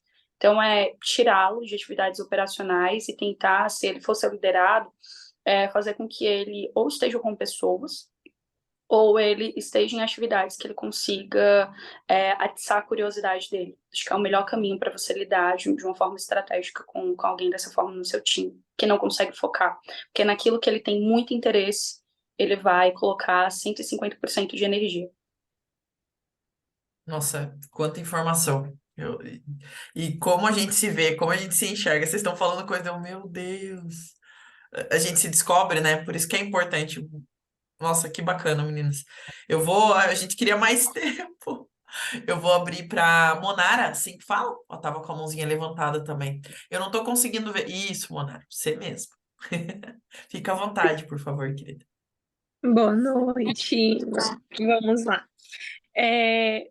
Vocês estão falando muito sobre TDAH, e aí eu tive até uma certa curiosidade, assim, né? Uma sugestão. Eu tenho uma pessoa no meu marketing que ela disse que tem TDAH, certo? Então, o que eu fiz? Para ajudá-la, eu criei um cronograma no Trello, até para acompanhar as atividades dela e fazer com que ela consiga seguir e produzir. Só que assim, ela é muito dispersa, né? E o meu perfil não é aquele de ficar vigiando. Eu me sinto mal de ficar vigiando uma pessoa se ela está executando trabalho. Mas toda vez que eu vou olhar, ela está fazendo outras coisas menos produzindo, até assistindo série, né, no celular. Aí eu fico, meu Deus, caraca, aí eu tenho que saber lidar com isso, né? Porque às vezes você tem medo de ser ríspida ou grossa. Vai assistindo série no Netflix e aí ela assiste, aí depois dá uma parada e faz uma arte, aí eu volto, digo que a arte não tá legal, dou uma sugestão. Enfim, quando é o final do dia, ela não executou as atividades. Aí eu fico, fulaninha, né? Tá tudo bem? Você tá precisando de ajuda, né? O que eu posso fazer para amenizar, para você conseguir seguir o cronograma? Ela vai lá dizer, Munara, eu fiz, assim, para argumentar, ela é muito criativa, né? Então, quando ela fala, você, nossa, não sei o quê, mas na prática mesmo de fazer, ela não consegue. E aí, mesmo sendo psicóloga, né, eu já estou tendo uma certa dificuldade de saber de como lidar com isso, né? Se é um momento que ela está passando, se está vivenciando, se de repente eu não sei, eu deixo ela mais livre, se eu faço algum outro tipo de controle, sem ser o Trello, se teria alguma outra coisa, se eu deixo ela ficar na série, se eu coloco ela totalmente home office, eu acabo me sentindo perdida nesse sentido, né? Que eu fico, se no presencial tá assim, será que no home office vai ser pior? Será que é um momento? E aí eu queria ouvir de vocês, né? Principalmente da Ju, que já me conhece, né? Como é que eu poderia lidar com isso? Eu acho que o primeiro ponto, que bom que ela é do marketing, né? Trabalhar com prazos é um pouco desafiador, o Trello não vai, te ajudaria, mas talvez ela vai ter preguiça de atualizar o Trello. Às vezes ela pode até ter feito, mas o Trello possivelmente não vai estar atualizado. Como a Antonella falou aqui no comentário, a série vai ajudar a diminuir a ansiedade. Então, assim, entender que ela vai entregar as demandas por picos de produtividade. Então, você, quanto líder, imagina que se teu prazo é na sexta-feira, você não vai passar que o prazo para ela é na sexta-feira. O prazo para ela vai ser na terça. Que talvez ela entregue ali na quarta ou na quinta. Entende? Então, assim, não é tentar mudar o comportamento dela, é tentar mudar o seu, né? A forma que você vai fazer gestão. Então, principalmente por ela ser de marketing, imagina que ela tem que entregar o cronograma das suas postagens para você começar a postar na segunda-feira. Faz um cronograma reverso e pede para ela entregar, que o prazo dela é na terça. Assim você tem tempo de ressalva. Possivelmente o que ela vai entregar vai ser excelente, vai ser um material extremamente criativo. A série, inclusive, estimula a criatividade dela. Pessoas que trabalham com marketing especificamente, né, sofrem muito de bloqueio criativo. pelo tempo inteiro ter que estar criando, chega um momento que se torna rotina. O TDAH não gosta de rotina, então se torna sacal. Então, ele vai realmente encontrar alternativas em outros meios, né? Assistindo uma série, fazendo alguma coisa nesse sentido.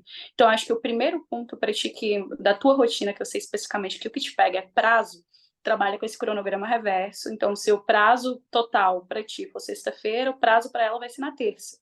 Entende? Então, tenta se planejar antecipadamente. Acho que é o principal caminho aí para você conseguir lidar com isso. E dar liberdade, né? Eu acho que o controle, na verdade, vai muito mais afastar do que necessariamente trazer para perto. Sim. E acho que até a complementariedade para isso talvez até checar com ela quais formas ela gosta de ter essa troca, porque eu também conheci já algumas pessoas que elas se sentiam muito bloqueadas, elas precisavam, às vezes, do debate criativo para tirar esse do bloqueio. Então, às vezes, não é nem questão de, tipo assim, de ter um estímulo externo para poder voltar para sua zona de produtividade. Às vezes, é trocar 2, 3 palavras com alguém do time que possa conversar e complementar, ajudar a sair daquela zona do cérebro e entrar no hiperfoco. Eu, por exemplo, aconteceu hoje, no meu trabalho, sou sócia de uma empresa, eu estava pensando muito sobre um problema, sobre que tipo de ações eu podia fazer. Aí hoje a gente teve uma reunião de brainstorm, onde a gente passou 1 horinha sentado conversando sobre vários objetivos. Os mesmos objetivos que estavam na minha cabeça. Mas só o fato de falar um pouco com outras pessoas, ver que as outras pessoas também estavam com aquela dificuldade, com aquele bloqueio, me deixou mais tranquila. Nos 5 minutos depois que eu saí dessa reunião, surgiu na minha cabeça todo o processo criativo que eu tinha para fazer, para resolver aquele problema, e todo o plano de ação, e provavelmente quando eu desligar essa call, vou ter um pico de produtividade, vou fazer tudo, amanhã vai estar pronto. Então, assim, às vezes quando a gente coloca um deadline, mas coloca também no meio desse prazo, não sei, uma reunião de touch point ou um momento de criatividade onde a gente consegue ali, trabalhar um pouco sobre o que a gente tem que entregar. Isso ajuda também na parte de gestão de time, para você entender o momento que está de desenvolvimento daquele projeto, e se tiver algum bloqueio naquele meio do caminho, consegue ajudar também a contornar e a ter mais fluidez nesse processo. Importante. Obrigada, meninas. Vou partir para a próxima aqui. A gente está passando um pouquinho do tempo, mas eu acho que é importante, né? Quem que é o próximo aqui? A Carla ou o Muniz? O Me Muniz ajuda, tinha Tom. levantado antes. Então, vamos para o Muniz. Ale. Bom, primeiro, obrigado, Ju, pelas informações que você compartilhou. Eu estava te ouvindo e estava identificando muito do que você descreveu com algumas pessoas do meu time, principalmente com relação ao hiperfocus e ao burnout, né? E aí eu fiquei pensando, isso é uma faca de 2 gumes, né? Porque é bom você ter um liderado no seu time que entrega muito. Inclusive, a gente brinca no nosso time que a gente fala keep feeding the beast, né? Tipo, vai dando que o cara vai entregando. Só que você tem que ter esse cuidado, né? E aí a pergunta que me veio é o seguinte: então a gente tem esse entendimento agora, tem que cuidar para não ficar dando uma demanda muito grande para a pessoa neurodivergente, porque ela vai querer muito. Mas à medida em que você para, né, que você estanca um pouco essa demanda, porque você tem que controlar ele. Isso não gera uma frustração na pessoa porque ela quer? E aí, como é que fica? Você entendeu meu ponto? É uma linha muito tênue, mas eu vejo que há muito conscientização, né? Então, por exemplo, ontem foi um dia que essa minha liderada especificamente, a gente tinha uma reunião, ela falou assim, Ju, eu esqueci que eu tinha terapia. Falei, vai. E daí ela, não, mas eu te pingo quando eu voltar. Falei, não, a gente conversa amanhã de manhã. Era tipo no final da tarde, né? Então, assim, é um trabalho, é uma linha muito tênue, porque ele precisa se sentir estimulado. E ele precisa sentir uma confiança muito grande. O neurodivergente, no caso o TDAH especificamente, ele gosta do reconhecimento, né? Principalmente do se sentir reconhecido, do se sentir estimulado. Então, existe uma fragilidade muito grande na crítica, principalmente para o TDAH. A crítica para o TDAH é algo muito delicado.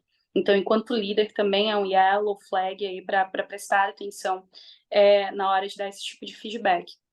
Mas é aquilo. Se a gente dá muita corda, aí é o risco. É você pensar, você prefere ter que lidar com uma frustração, um funcionário um pouco desmotivado, ou você ter que ficar 1 mês, 2, 3 meses sem ele porque ele burnoutou?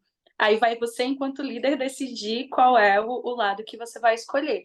Eu, Juliana, eu prefiro trabalhar a frustração, porque aí como é que eu trabalho essa frustração? Se eu dou um pouco menos de demanda, eu vou lá e reconheço. Sei, gente, vou lá. A melhor coisa que acontece na vida dela é quando tá numa reunião geral, ou no chat geral lá do Slack, fala, poxa, fulana fez uma entrega muito legal e tal. Então, eu vou gerenciando essa frustração com reconhecimento. É a estratégia que eu uso aqui do meu lado, porque eu prefiro isso do que ter que passar 1 mês, 2 ou 3 com ela afastada porque ela burnoutou. Então, são escolhas. Essa Bom, empatia é obrigado. importante. Ai, desculpa, Liz. Carla, a gente vai partindo para as Vamos últimas aqui, lá. pessoal, só por causa do horário, tá? Bom, na verdade, eu quero muito agradecer, eu tô maravilhada com tudo que estão falando, que eu descobri recentemente. Imagina, eu tenho 48 anos, ou seja, eu tive TDAH tanto tempo e não sabia, né? E hoje eu começo a entender melhor o porquê de muitas dificuldades que eu tive na minha vida. Agora, para mim, a questão do TDAH piorou muito depois que eu virei mãe. Porque antes, assim, não tinha muita, né? Era isso, eu era super workaholic, trabalhava, o trabalho era a minha vida. Eu não tinha muito que me preocupar. E eu dava conta, eu era uma ótima profissional. E de repente, assim, depois que eu virei mãe, eu comecei a ter muito mais dificuldade de fazer, porque as minhas demandas aumentaram muito, as minhas preocupações. Eu sou mãe solo, a minha filha. E por que que eu descobri o meu TDAH? Porque a minha filha tem TDAH. E aí eu comecei a pesquisar a lei e eu falei, caraca, eu me identifiquei muito. E aí eu tenho que lidar com as questões dela e com as minhas que eu estou descobrindo agora. E eu tô, assim, eu tô achando tão legal ver duas meninas tão jovens, com tanta maturidade. E eu tô achando muito legal ouvir. Em nenhum momento eu ouvi aqui que vai demitir alguém com TDAH, entendeu? É muito legal, assim, quando existe essa consciência, essa empatia também, e vocês buscam essas alternativas para aqui. Porque eu fico pensando, gente, chega uma hora que eu não vou conseguir trabalhar em lugar nenhum se eu não tiver esse tipo de olhar. E, por exemplo, nesse momento da minha vida, eu fui desligada do meu trabalho, serei em breve, então, tipo, aviso prévio, justamente porque eu não dei conta das demandas e de atingir, e eu vejo assim, agora depois de escutar vocês, que a minha chefe é super humana, ela me deu muita oportunidade, eu estou 1 ano lá na organização, mas ainda assim eu não consegui atender as demandas. Mas não houve essa questão de vamos tentar achar outro lugar que se encaixe, entendeu? Isso não aconteceu. E eu acho que poderia ser, enfim, que com certeza eu poderia encontrar dentro da organização um espaço que eu ia produzir muito melhor, mas eu não tive essa oportunidade, né? Então, enfim, tá um momento Faça bem seu delicado na minha LinkedIn vida, aí, mas Carla. assim, eu tô com esperança, porque eu ouvi coisas maravilhosas aqui. Faça seu LinkedIn, Carla, pra gente, tá? Vou E passar assim. mantenha a esperança, assim. Às vezes eu tive uma conversa recentemente com um colega meu que é líder também, e ele tinha uma pessoa exatamente na mesma situação, TDAH, e estava numa área financeira e essa pessoa queria a área de Customer Success. Eu falei, olha, fulaninho, o melhor dos cenários é ela conseguir fazer essa transição dentro da própria empresa. Então, se você tem realmente essa aba aberta, né, faz essa... Não sei como é o nomezinho, gente. A memória do TDAH é foda, né? Mas aquelas movimentações laterais, né, dentro das áreas, para ver se consegue encaixar melhor. Mas boa sorte, Carla. Aí, Carla, obrigada por trazer isso, né, Mona e Jô? É importante. Obrigada por trazer o teu depoimento aqui. Queria passar, por último, não menos importante, para o Rossi finalizar aqui. Depois eu volto com as meninas para a gente ir finalizando. Não, eu finalizar a pedido aqui da Antonella. Antonella, só uma coisa rápida, nós trabalhamos juntos, tá? A gente se conheceu, a gente elaborou juntos toda a área de coaching, né, da ExxonMobil. o Emil, né? Que depois disso a gente continuou, criou uma amizade, a gente continua junto. Eu acabei de participar da jornada de liderança, tá? E o Zago também, né? Estava participando, tá? Acho que foi uma experiência excelente. Abordou vários aspectos da liderança. Não falamos nada de. Eu vou falar em inglês porque em português eu não guardei. HDHD, porque minha filha ela está na Austrália, então eu fico com sigla em inglês. É o TDAH, né? Então, essa jornada é muito interessante, tem muito debate. O próprio Zago pode até balançar a cabeça aí dizendo que sim ou não. Tem pontos de vista diferentes, experiências diferentes de pessoas com background distintos. Tá? E eu, particularmente, fiquei muito interessado, quer dizer, em certas áreas, acho que todo mundo já tinha um pouco de entendimento, um pouco de estudos, mas em outras áreas me deu um insight bastante bom para coisas que eu não vinha fazendo, ou que eu posso vir a fazer no papel que eu tenho de líder, né? Isso é uma coisa que me interessa muito. Tá? Então, eu particularmente achei que foi um investimento, no meu caso, principalmente de tempo, muito bom. Tá? E mais que qualquer coisa. Obrigada, Rossi. Eu até compartilhei aqui o slide da jornada para trazer um pouquinho, porque muitos dos nossos confrades chegaram aqui por meio da jornada também, né? Ou indicação, ou jornada. Então, compartilhei um pouquinho aqui. Tom, você pode dar sequência, Juliana? Mona, queria mais do que agradecer, em nome, do movimento Human Skills, agradecer para mim mesmo as coisas que vocês trouxeram. Me identifiquei bastante aqui. Acho que a jornada é longa. Eu tenho certeza que muitas pessoas aqui também se sentiram acolhidas. Então, por vocês terem trazido um tema tão bacana e de uma forma tão humanizada e tão transparente e tão competente assim.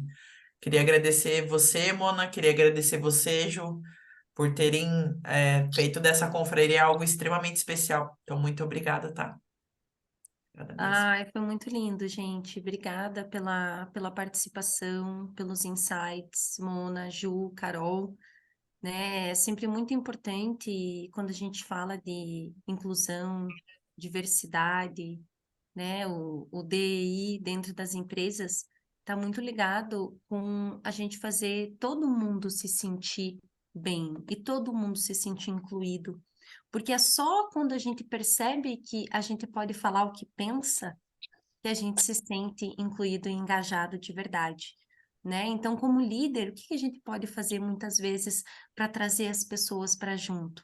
Conversar, fazer perguntas, trazer ferramentas, sentar e desenhar junto com a pessoa, né? Independente se a pessoa tem TDAH, se ela é superdotada ou não, desenhar um caminho A, B, C, D, qual que é o passo a passo, ajuda as pessoas a entenderem melhor. Eu sempre digo que na cultura brasileira a gente tem vergonha às vezes de fazer isso, mas é tão necessário, né? É tão necessário sentar junto, fazer essa jornada, esse passo a passo, refrasear, perguntar entendimento, porque é isso que faz a comunicação. E aí que a gente cria as pontes de comunicação para se aproximar. Porque quando a gente presume que a gente entendeu, quando a gente acha que entendeu, a gente cria abismos nas comunicações. E é o que mais acontece dentro das empresas, né? Eu trabalho com empresas de todos os portes, tamanhos, tipos, segmentos, e assim só muda o endereço. A maior dificuldade das pessoas é a comunicação. E não só no ambiente profissional, mas no ambiente pessoal também, dentro dos relacionamentos, né? A gente tem vergonha, preguiça, medo, aí entram as emoções mais básicas que a gente sente de falar a verdade e ser transparente e ser genuíno. Mas é somente quando nós fazemos isso que as coisas começam a mudar, né? Então, acho que hoje foi muito sobre isso, ser transparente, ser genuíno, compartilhar as nossas emoções, compartilhar aquilo que a gente sente, porque é isso que aproxima, é isso que gera conexão de verdade, porque somos todos seres humanos, né? Então, eu deixei o link aqui para vocês da jornada, quem tiver interesse, quiser se inscrever, quem participa das confrarias tem acesso a esse voucher, de 10% de desconto, né? Obrigada, Rossi, aí por compartilhar, obrigada, Zago, que estão aí com a gente desde o começo e que estão sempre apoiando, porque é muito gostoso, né? A gente vê esse crescimento da comunidade e a gente vê que as pessoas se identificam, porque é essa atmosfera acolhedora que a gente quer ter e cada vez mais criar, porque tantas pessoas estão sofrendo caladas, né? Principalmente pós-pandemia, muita gente com ansiedade, depressão. Nós somos o país mais ansioso do mundo, temos mais de 30% de pessoas ansiosas aí no mundo todo, e ter pessoas que a gente confia, que a gente pode se abrir e mostrar a nossa essência de verdade, não aquilo que é projetado, é o que realmente faz a diferença. Então, obrigada, Ju, obrigada, Mona, obrigada, Carol, por essa facilitação incrível também. E a gente faz esse convite especial para vocês. Todo mundo que participa da jornada passa por um processo bastante profundo, que depois pode vir a se tornar embaixador do Human Skills Manifesto. Então, qualquer dúvida, fico à disposição. O que vocês precisarem, estamos junto. A ideia é que ninguém fica para trás, né? Então, obrigada pela confraria maravilhosa. E vamos fazer uma fotinho agora, pessoal, quem está por aí.